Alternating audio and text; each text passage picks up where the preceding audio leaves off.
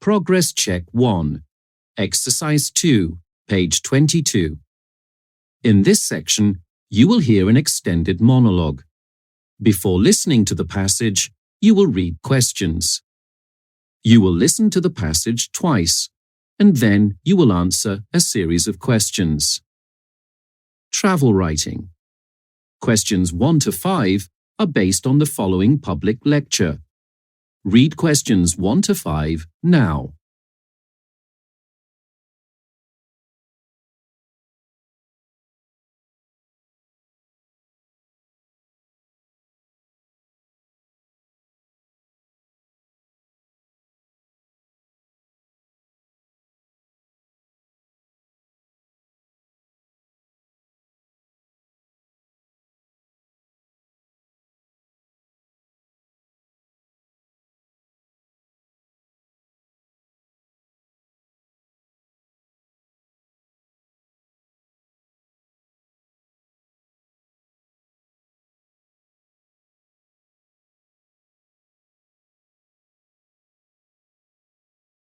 Okay, now listen to the lecture, Travel Writing. Hello, everyone. My name is Clarice Jefferson, and I'm a travel writer. Now, I know what a lot of you may be thinking. That must be such an easy job, getting paid to have a holiday. But I'm here to tell you that, just like trying to define left and right to an alien, it's not as easy as you might initially think. Ponder that for a moment. How would you do that? It's not as straightforward as it sounds, and neither is travel writing. It takes a lot of hard work and dedication to succeed in this field. But if you work at it, it can be extremely rewarding. Now, I've been a travel writer for 10 years, and I've witnessed a lot of wannabe writers come and go. And one of the major stumbling blocks I've seen new writers trip over is not having a focal point to their writing.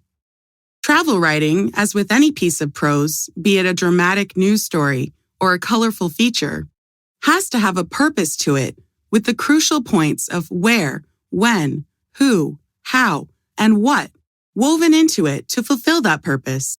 It's no good just planning to write about a trip to London before working out why you would go to London in the first place. London is the destination, not the story itself. You must have a goal, a unique angle, if you like, to attract your readers. You also have to be able to overcome your inhibitions and let go, because some of the best stories come from where you might least expect. So, to enjoy success in your writing, you have to go with a plan, but be willing to follow up new avenues of information when they arise, which they will. In other words, be prepared to throw your itinerary out the window and ask questions. Lots of questions. That's another area where you have to let go. Be adventurous and talk to taxi drivers when they're driving you somewhere. Or get your hair cut and talk to the hairdresser. Really, anyone can be a source of information. Even the most observant person can fail if they don't ask questions.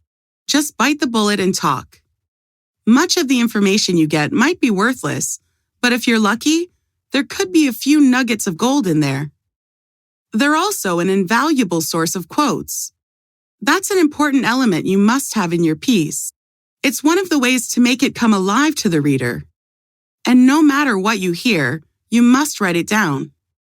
Every experienced travel writer always has a notebook with them to record the sights, concentrating on the sounds and smells of a place as well as the visuals.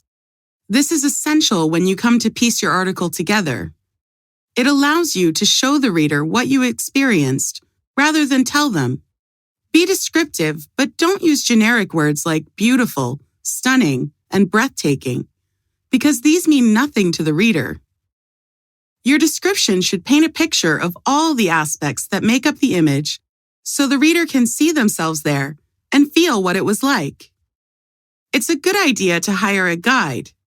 They know the place better than you and can often point you in the right direction, even if it's just a guide in a museum or gallery. They work there, so have to live in the area, and going local is very important to travel writers. They have to discover something that no other travel guidebook has. Or what's the point of their article if it's just a rehash of every other piece out there? Plus, you get to see the place in a new light, giving you the added bonus of experiencing the new. And always remember to KISS. Now, I'm not talking about getting overtly friendly with the locals. No, I mean use the acronym KISS. Keep it simple, stupid. Your readers aren't looking for a literary work of art. They just want to find out why they should visit a particular place.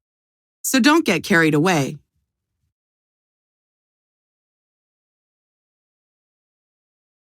Progress Check 2. Exercise 2, page 40. You will hear two different extracts. For questions 1 to 4, choose the answer A, B, or C, which fits best according to what you hear. There are 2 questions for each extract. Extract 1. You hear 2 people talking about students taking a gap year.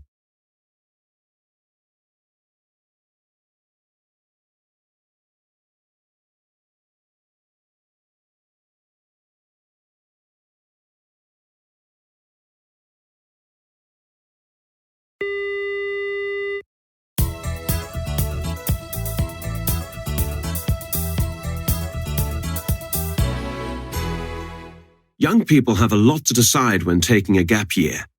So many aspects come into play. Where to go? What to do? Will it benefit them, and how? Also, will they be able to return to the life of academia? You need a certain mindset when you're studying, which can be difficult to regain once you've been out in the world.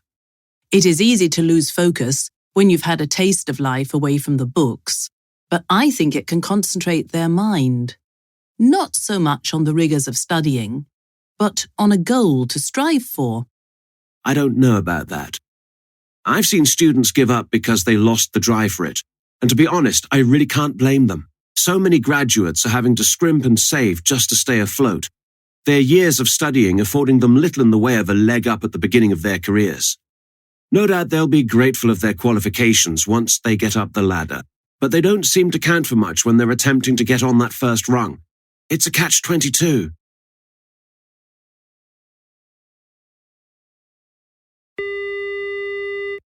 Extract 2. You hear a local councillor addressing a crowd at a factory opening.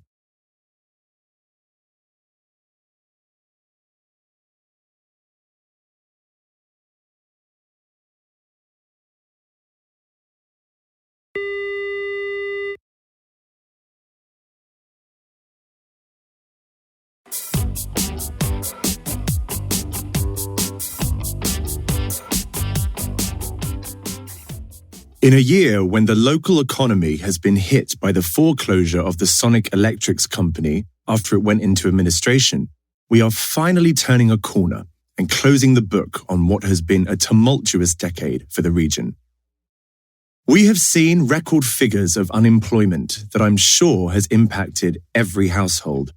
Whether it was to a greater or lesser extent, it has been felt by all, and we have never lost the community spirit that makes this such a special place to live. Now, the strength of our resolve has been rewarded by not just 1, but 2 fortuitous developments. With the creation of 100 jobs at this new cannery, coupled with a new factory at the company's sister site in Wester Hills, accommodating a workforce of over 200, we can look forward to brighter times ahead. Much like someone who's been hurt in a terrible accident, we've endured a long road to recovery through painful treatment. But we've soldiered on and made it through. I'd like to take this opportunity to thank the management who have weathered the storm hand in hand with us. We are grateful for their continued support and their belief in us. Progress Check 3. Exercise 3, page 58. You are going to listen to an interview with a student called Jessica Harper. Answer the questions by marking the correct box with a tick.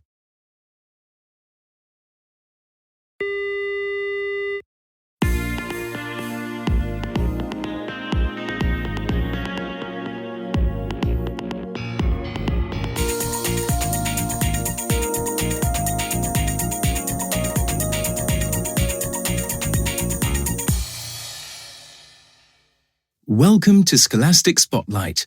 Today we're talking to Jessica Harper, a second-year media student. Good to have you in the studio, Jessica. Hey, happy to be here. So, Jessica, how's it going so far this year? You settling back in okay? Yeah, fine. It's a lot easier second time round to find your sea legs, so to speak. So, what's the major difference you've noticed between this time last year and now? Well, navigating the ins and outs of life on campus is much easier when you know the lay of the land. I no longer feel like a fish out of water, and my workload is a bit more manageable now that I know what to expect. But a striking difference that I maybe wouldn't have expected is how much more I miss home this time round. I guess I was so caught up in the newness of everything and trying to meet new people and make new friends last year that I didn't have time to miss anyone. How can you not have the time to miss people? Okay, it wasn't so much that I didn't have the time, more that my mind was occupied with so many other things. Last year was a huge undertaking, the first time I'd lived away from home, and I was concentrating so much on making it work and putting all my energy into it that I suppose my priorities were shifted. But after catching up with all my friends and family over the summer, I realized how much I missed them. So this year, I'm going to make a concerted effort to keep up to date with everything that's happening with them. I mean, it's important not to lose contact with where you come from, because that constitutes a major factor in who you are. Too true, and there are lots of ways to catch up with loved ones. Absolutely. But not every method is suitable for everyone. What do you mean? Well, I use social media to message my friends. It's great for catching up with someone wherever they are, and you can stay in constant contact, continuously updating your information. It's perfect for the younger generation, but I would never use it to talk to my parents or my grandparents. It just doesn't seem right. And, quite frankly, my grandparents wouldn't know their way around it. They aren't exactly tech-savvy, although I did manage to get my granddad to download an instant messaging app on his phone before I left. And how's that going? He's struggled a bit with it. I've had a few conversations with him over the phone trying to talk him through all the functions, but he loves the fact that I can send him pictures and videos of what I'm doing. It's a great way to include him in my new life. Another great way to include everyone is with video calling on the computer.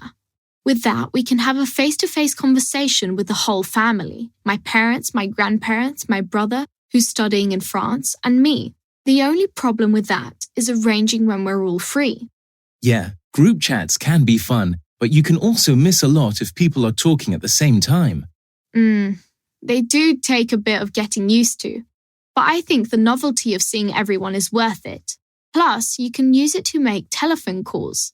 I didn't see the point in getting a landline while I was studying, but my parents and grandparents still have theirs, and I use the computer to call them. My grandma is very happy about that.